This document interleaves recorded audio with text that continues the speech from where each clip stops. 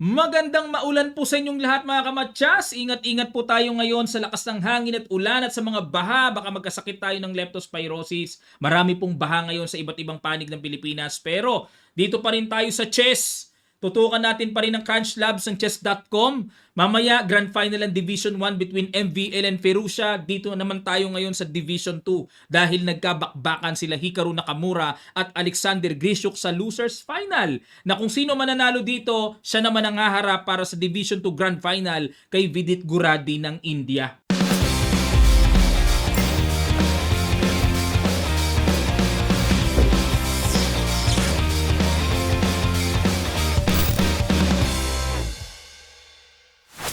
At Armageddon na po ito, yung first two rapid games nila, tabla, Black Sinaka, tabla lang ang kailangan para dumiretso sa grand final ng Division 2. So nag D4 si Grisho, D5 Sinaka, C4, C5.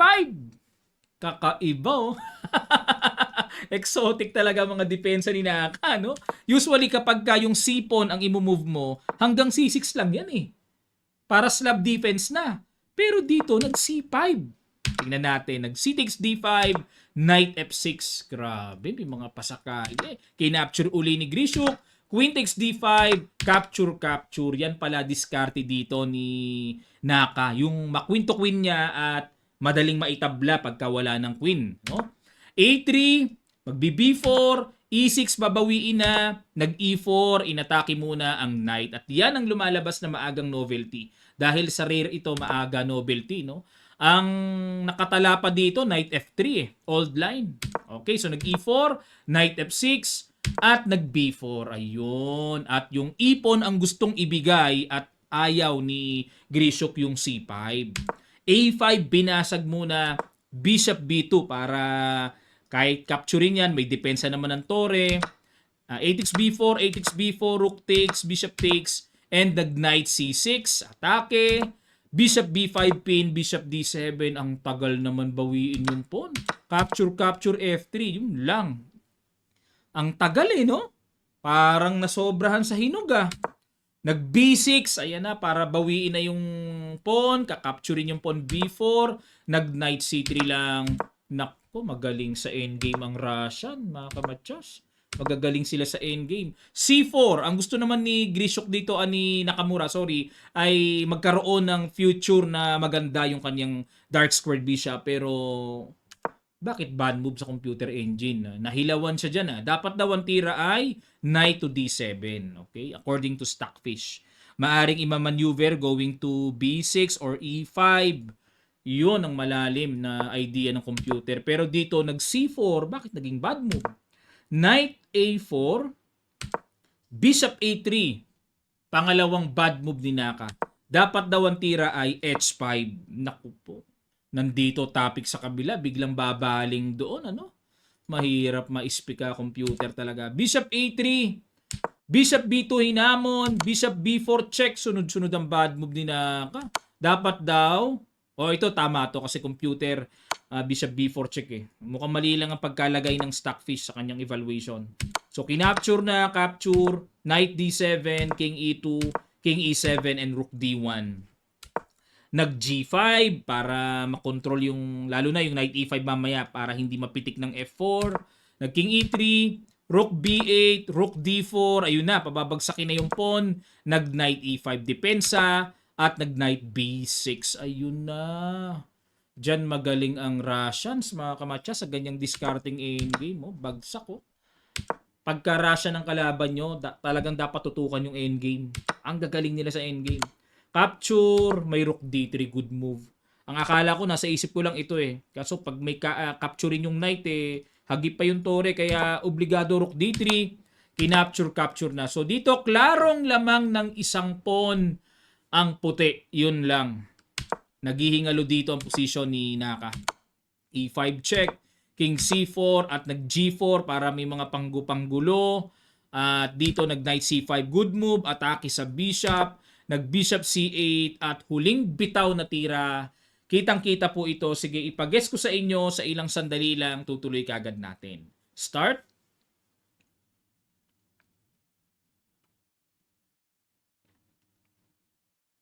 Maraming salamat po mga kamatyas. Isang pitik lang. B6. Ayun. Mag-BB7 na at talbos ang position dito ni Naka. Bakit? Bakit resign? Pag nag-king C6 kasi mag-BB7 pa rin yan, ididiretso pa rin yan.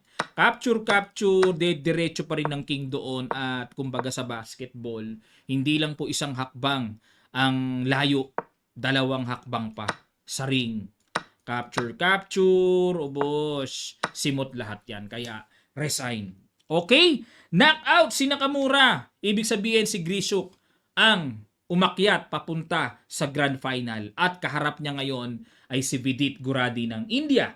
Dahil twice to beat nga si Vidit, yung first match tinalo ni Grishuk.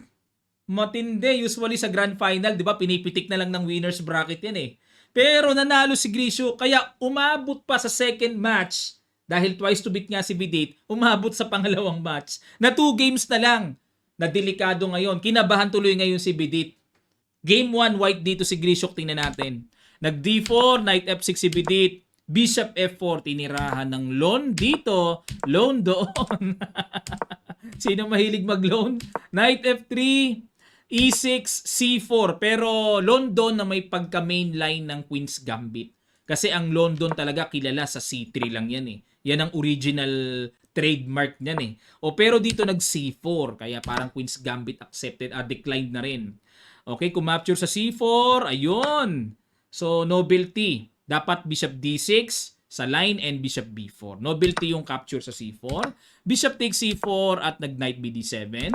Knight C3 at nag-Bishop D6. Bishop G3, Castle, Rook C1. So, develop. Normal lang naman yan. Queen E7. Para mamaya, mag-E5. Nag-Queen B3 dito.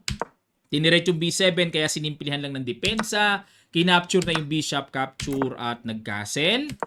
A6 para mapigilan yung paparating na knight B5, mga ganong threat. Nag-rook FD1, syempre po kung sino tulog na pyesa gisingin, lagyan ng trabaho. Ayan, nag-rook D8 din, abang lang din sa D-file. At nag-H3, pasingaw sa back rank para may extra square na sa king at the same time para protection din sa square G4 na hindi makakalundag mamaya ng mga hindi inaasahang pangyayaring atake. At nag-H6 dito, ayan na, nandito na tayo sa portion ng islug-islugan. Mga binibiling tulog na tira pero may karga. Bishop E2, ano idea ng Bishop E2 para makaiwas lang sa tempo attack, atakihin kasi yan mamaya, tinuloy pa rin ng B5 at nag-A3 para pigilan naman ng B4 at nag-Queen B6. Ayan, ilag lang. Pagka ganyan po, nagbabadya ang black na titira ng C5. Kasi inalis ang Reyna eh. Kasi pag nag-C5, kakapturin lang yan, may mga tempong threat sa Queen na nakakailang. Kaya nag-Queen A2 dito, C5 na, kinapture, capture, Knight to E5, atake sa Bishop, iniilag talaga yan. At nag-B4 para ma-neutralize ang Knight at the same time, maiwasan din yung Black's B4 na malakas pagka nagkaroon ng exchange, mawiwik yung pawn sa B2. Kaya tamang-tama yung desisyon to play B4, Knight CE4, challenge ang Knight, Queen B2, ayun na. Yan ang mga hinahangaan kong mga kunat-kunat na dapat eksaktuhang makita eh. Capture, Rook C8, Rook C1, Rook D8, ayan, agawan sila ng file eh.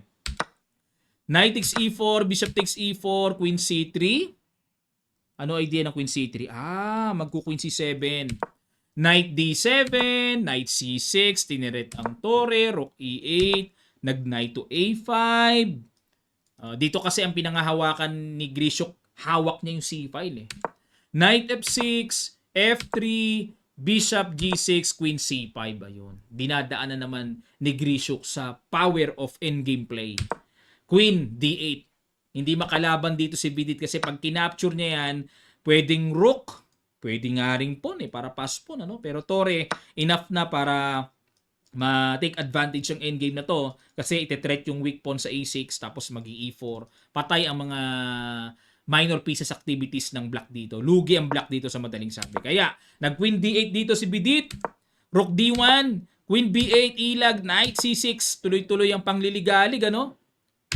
Queen E5, talagang gustong-gustong i-endgame. Napilitan na dito si Vidit, capture, Knight D5, E4, Knight C3, double Rook D2, at nag-Rook C8. Ramdam nyo po yung galing ni Grishok sa endgame, no? Ito yung player na kilala kong napakagaling sa endgame. Pinapakain niya yung bishop. Pag kinain kasi yan, ito po mangyayari, no? Mag-rook dito yan mamaya, babalik yan dyan. O kaya rook C2, babalikan yung pawn A6. Tapos yung bishop bad, very strong naman ang knight. So yan po yung mga realization ng practical endgame play. Nag-rook C8, bishop F1, ayun, pinireserve muna. Nag-king H7, rook D6, ayan na nga. Ayun, nag-knight B1. Blunderacious ang ginawa dito ni Vidit. Dapat daw ay simple rook A8. Magtiyaga mo ng depensahan. And with the idea of A5.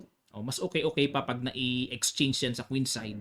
Pero, nag-knight B1, ayun, nakainan lang. Depensado naman pala yung pawn sa A3. Rook C3, capture, ayun, lumambang ng isang buo talaga. Isang pawn yan. O, rook D6, pero syempre, winning is not a one game. Kaya sabi ng coach ko ay focus pa rin. Naalala ko yung coach ko. Focus ka pa rin, winning ka pa lang, hindi ka pa panalo. Ayan. Kaya kahit na winning na tayo, hindi pa panalo yan. Hanggat di pa nakikipag-shake hands, ay grabe, sus namang knight E5 yan. Ha? Talaga? Napatira si Grishok nito? Ano ba yun? Dapat daw knight F4. Mga kamatsas. Napatira si Grishok knight E5 oh. Napakain. Pero winning pa rin ng puti. Grabe namang partida yon. Anip na partida naman yon. Parang sinadya, no? Tingin nyo, sinadya ba to? Parang sinadya eh, no? Pero knight F4 ang accurate mo. Pero yung knight E5 mo, grabe naman yun. Hindi rin pala mahabol yun. Check. Oh, abot ah. Ay, grabe namang engame to. Dapat daw bishop B5. Yun. Pag nag-knight B8, king C5. King D6 then king C7. Okay? So, B7, F5, good move. Nahagip. Bishop B5, knight B8, capture, king E5, capture. At nag-H5.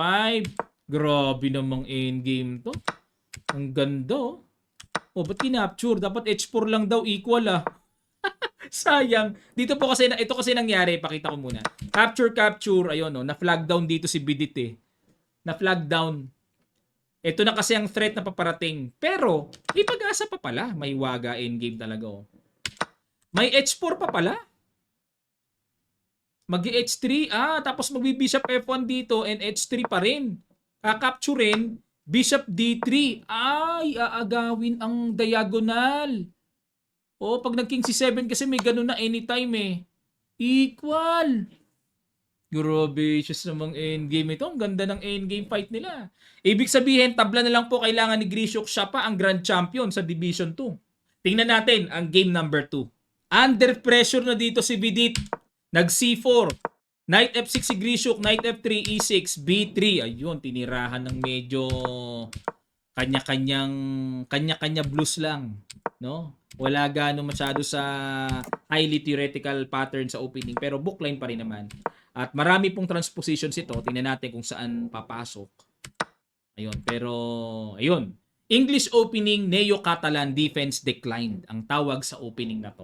Medyo rare din itong gamitin. Ayan, okay. Knight E1, saan pupunta? Knight C2? A6, F4. Yun ang purpose. Tingnan natin. Knight A7, bishop to bishop, G4. Gigil na si Bidit. Gigil na. Nag-B5, G5, Knight to E8, Knight E4, bookline pa rin. Rook D8, Knight D3, bookline pa rin. At yung B takes C4 ang novelty. Okay? Ang old line ay bishop takes E4. Ayan, pero lamang ang puti. Mukhang shoot yata sa preparasyon ni Bidita. Nag-B takes C4, Knight E5, Knight D6, capture, Knight takes C4, nag-exchange na. Tabla lang po, kailangan ni Grishok Kaya talaga nakaka-pressure talaga to sa side ni Vidit. Bishop to E5, Queen D5, Rook B1. Ganda ng position ni Vidit. Kasi may isolated pawn si Grishok pero yung Bishop A1 hindi nagustuhan ng computer. Dapat daw po ay Rook to B7. Yan pala ang mas maganda. Okay? Control the 7th rank. Pero dahil nag Bishop A1, Knight B4, A3, Knight D3, lakas tuloy ng Knight, nakapangalikot. Rook C3, Queen F5, yun lang. Bad move again by Grishuk. Dapat daw po ang tira ay Rook to B8 naman. Okay? I-neutralize ang B-file control. Pero nag Queen F5, Rook F1, F6, another bad move by Grishuk. Dapat daw E5 naman dito. Ang hirap mag-chess. Grabing mga accurate moves, ano. F6, ayun, nakita dito ni Bidit ang good move. E4, Queen G6, H4, ayun, nakabawi si Grishuk ng bad move ni Bidit. Dapat daw po ay Queen to E2. Threat ang Knight sa D3. Lamang ang puti. Okay, balik tayo. Sa H4, F takes G5, ayun, dapat naman daw Rook D4 ang tira dito. Grabe, hindi na nakikita ng mga super GMs, ano? Ayun, nakita na excellentan move. Na excellentan. Oo nga, no? Ayun, another blunderacious move. Dapat daw ang tira ay Queen H5. Knight takes D3 and C4. Yun nga lang po, napakahirap makita. Pero lamang na rin ang puti. Lamang na rin. Okay, ganda ng position ni Bidit. Perfect na perfect. Nag-Rook takes D2, Queen takes E4, H takes G5, and Rook D8, Queen G2, Queen E3 check, Queen F2, Queen takes A3. Pero, hindi sumusuko dito si Grishuk. Palag-palag pa rin. Knight C6, todo-todo para ma-simplify. Ayun na, kinapture na. At nag-Rook D1, yun lang. Na bad move na naman. Dapat daw po ay King to G2. Ha? King G2? Bakit kaya ano? Ang bigat naman ang tirang King G2. Queen H3. Dahil dyan naka-Queen H3 kung King G2, hindi makakaganon. Genius si Grishuk, oh. Queen G2, check. Queen F2, Queen H3. Rook F1, yun lang. Wala bang ibang tira talaga? Parang wala bang mga check-check doon? Aangat lang. Grabe naman yun. Dito kasi may threat eh. Queen G4 check mga kamatyas. Deadly ang threat eh, hindi biro. Pero Rook E1 much better daw. Wag daw Rook F1 kasi Rook F1 parang walang tinamaan eh. Etong Rook E1 may pressure sa ipon kahit paano, di ba? Rook D7 good move, nakaagaw. Naku, ito delikading dyan pag nakaganyan. Queen G2, Queen E3 checking H1, Rook D2 nakapanggulo pang bigla oh. Nakapanggulo pang bigla oh. Nag Queen A8 check. Hindi po kasi pwedeng mag Queen F3 ka-capturein lang yan, may check sa ilalim, kuha ang bishop. Talo ka agad ang puti. Dahil 3 pawns down na ang puti eh. Queen A8 check, King F7, Queen B7, King E8. Queen C8, King F7, G6. Ayun na, naka-equalize. Kaso nga lang, hindi pwedeng tabla mga kamatyas. Matatalo si Bidit dahil naunahan na ni Grishuk sa 2 games. Check, oh, okay lang kahit tabla eh. Draw. Ayun. So, dito po kahit na perpetual check, tabla ang laro pero nakalagay sa result, lost. Kasi nga, obligado na ngang manalo si Vidit eh. Ayun oh. Na flag down pa yata dito, pinatalo na lang niya yata. Kasi flag down na wala na ring chance eh. So, check, tabla. Ayun. Knockout pa si Guradi sa Grand Final ng Division 2. So, congratulations kay Alexander Grishuk. Napabilib ako dito sa lakas ng endgame niyan mga kamatyas. Kay Magnus, laging natatalo yan kasi opening to middle game pa lang may kinalalagyan na kay Magnus yan eh. Makarating man ang endgame, malaki na yung inilamang sa middle game ni Magnus dyan. Pero pag pinaabot mo ng endgame yan, napakabigat kalaban ni Grishuk. Ang galing sa endgame yan mga kamatyas. Yan ang parang kapablangka ng Russia sa endgame. May schooling kasi sa Russia eh. Kaya yung mga bata doon, yung mga students doon, talagang wina 100% nila yung endgame workout nila hanggat maaari. Yan ang nabalitaan ko ayon sa aking informasyon. May ganon. Okay, maraming salamat po mga kamatyas! Champion si Grishuk sa Division 2 at mamaya po abangan natin ang bakbakan ng magka-teammate parehong taga-France, MBL at Perusia. Kanino kayo mga kamatyas? MBL o Perusia? Magka-teammate yon. Mukhang one money na yun sa premyo ah. Okay, paki-comment lang po sa section down below. Maraming salamat. Magkita-kita pa tayo sa mga susunod pang chess updates.